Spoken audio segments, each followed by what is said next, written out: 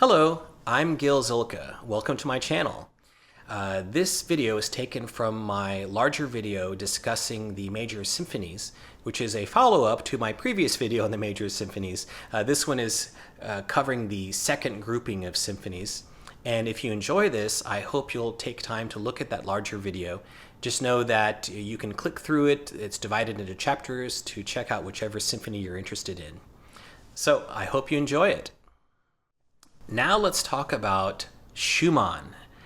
Schumann wrote 4 symphonies, and they're often put together as a set of four recordings. And actually, that's how I'm going to discuss them here. Schumann, of course, was just the quintessential romantic composer. Quite a tortured person in a lot of ways.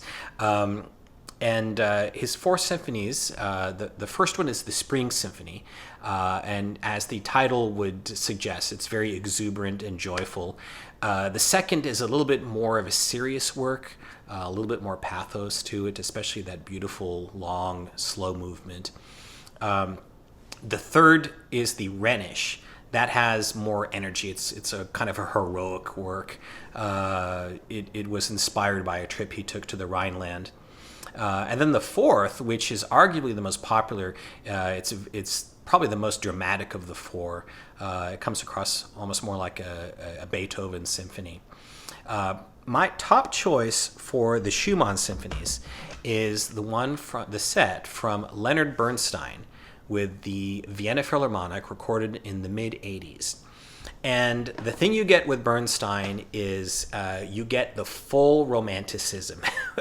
It's very expressive, very passionate, beautifully played, very exciting, and very lush in terms of the color.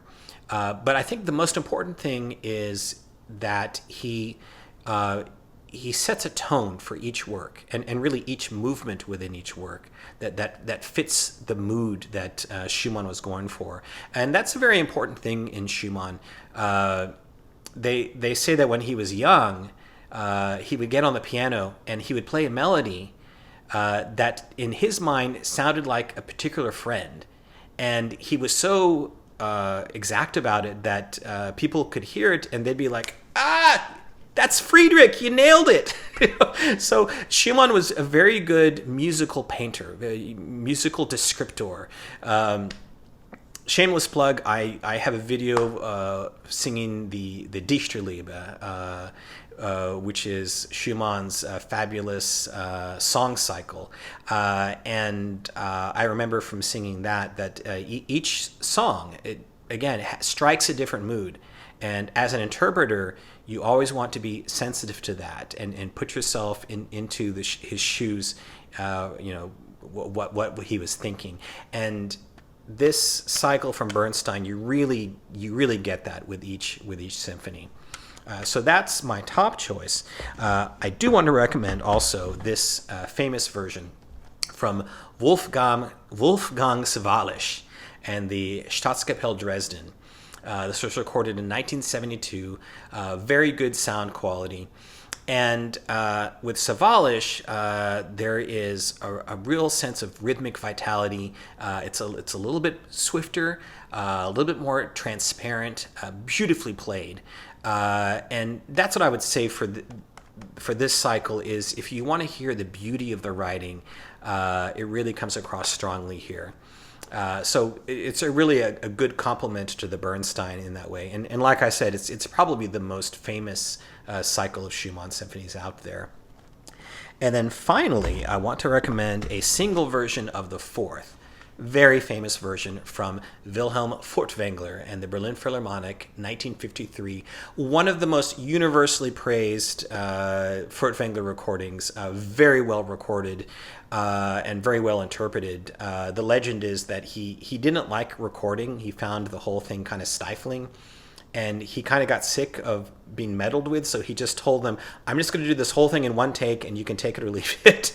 And you get that sense. It sounds very spontaneous, very raw, very dramatic. That transition between the 3rd and the 4th is really well done.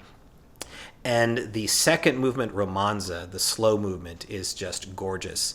It sounds, they used to say this about Furtwängler with adagios, like the one from the ninth, the Beethoven ninth, where from the beginning to the end, it just sounded like this big long arc, almost as if it was being done in one breath.